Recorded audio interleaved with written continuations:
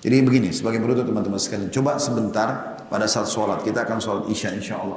Kalau sholat berjamaah biasanya memang sunnahnya, tentu imam tidak bisa berlama-lama. Tapi pada saat antum lagi sholat sendiri, coba lakukan sebentar, walaupun cuma 2 rakaat. Wudu dengan niat dalam hati betul-betul ingin mengerjakan satu sunnah. Misal niat sholat taubat kah, sholat wudu kah, atau sholat nafilah, sunnah secara umum. Wudu dengan konsentrasi tenang, nikmati setiap gerakan tangannya resapi, dan lihat tetesan air yang jatuh bersamanya dosa-dosa kita. Kumur-kumur dengan hidung, kita membayangkan memang dosa di mulut kita yang akan keluar. Kita berkumur-kumur maksimal, buanglah. Usap di wajah, dosa di mata akan jatuh. Usap tangan, usap kepala, kaki semua akan menjatuhkan dosa-dosa. Setelah itu hadap kiblat dengan tenang, konsentrasi, tenang dulu, lihat tempat kiblat, ya. Kemudian renungi kalau kita akan sholat baru Allahu Akbar. Langkah pertama, ya, mungkin belum bisa sampai maksimal khusyuknya, tapi langkah pertama untuk melakukan dan coba terapkan beberapa hari, konsentrasi saja pada bacaan. Usahakan tidak luput satu huruf pun.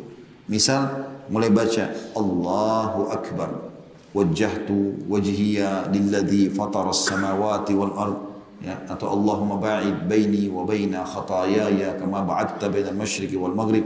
Pelan-pelan bacanya. Jangan seperti orang kumur-kumur saja, ya. Setelah itu baca Al-Fatihah, tenang. Bismillahirrahmanirrahim.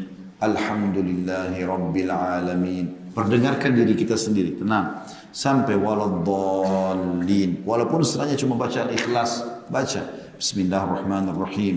Qul huwallahu ahad. Berhenti dulu. Allahus samad. Berhenti dulu.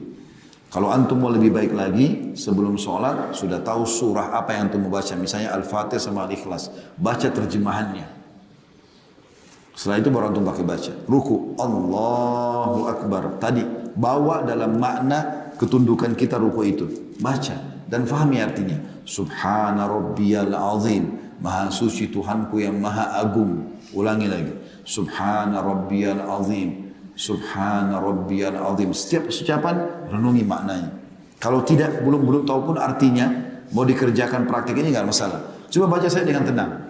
Setelah itu bangun, setelah selesai tenang dulu. Sami Allahu liman hamidah. Baru bergerak. Kemudian baca. Tenang. Rabbana walakal hamd. Betul-betul antum nikmati sholat itu. Sampai sujud. Letakkan sujud di kepala. Dahi kita di tanah. Dengan penuh konsentrasi. Subhana rabbiyal a'la 1 kali. Subhana rabbiyal a'la 2 kali. Subhana rabbiyal a'la. Ini saya pilih bacaan yang paling pendek ya. Ada subhana rabbiyal a'la wa bihamdi, ada subuhun kudusun rabbul malaikati waruh. Ada banyak. Makin antum nanti lakukan ini dan antum coba tambah bacaan-bacaan rukun sujud, nanti terus merenungi maknanya, makin khusyukan makin bertambah tentunya. Saya pernah praktikkan baca dalam satu sholat itu 2 rakaat, saya baca semuanya dengan tenang. Itu luar biasa gitu. Ada kenikmatan yang tidak bisa digambarkan. Apalagi dengan memahami maknanya ya. Dengan 7 bacaan ruku, 7 bacaan sujud, ya 6 bacaan i'tidal. Ada macam-macam bacaannya. Semua itu ada tentunya. Ya. Kemudian setelah bangun, duduk dengan tenang. Rabbi ghafirli, warhamni, wajburni, wa'afini, warzuqni, warfa'ni. Ini banyak lafadznya. Ini diantara itu yang saya baca. Kemudian sujud lagi dengan tenang. Intinya seperti itu rakaat kedua, lalu tahiyat. Duduk dengan tenang, baru at-tahiyatu lillah, wassalawat, wattayyibat. Terus dibaca dengan tenang sampai selesai. Kalau yang itu berhasil lakukan, antum sudah masuk ke tahap pertama kehusyuan itu. Itu saya dulu dijaga. Mau lebih tinggi tadi saya bilang, pahami maknanya. Mau lebih tinggi lagi nanti, tambah jenis-jenis bacaan dalam sholat itu ragam yang Nabi SAW ajarkan. Dengan memahami maknanya. Kalau antum bisa jaga itu, akan terasa konsentrasi yang luar biasa. Dan sampai pada tingkat nanti seperti yang digambarkan oleh Ibnu Qudamah rahimahullah, kita sholat betul-betul sudah tidak terasa apa-apapun di sebelah kita.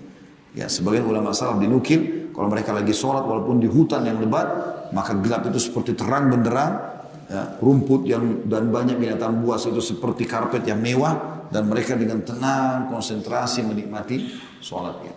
Sebagai penutup, pernah ternukil seorang sahabat Nabi lagi berjaga pasukan malam hari, kemudian dipanah dadahnya oleh seorang musuh.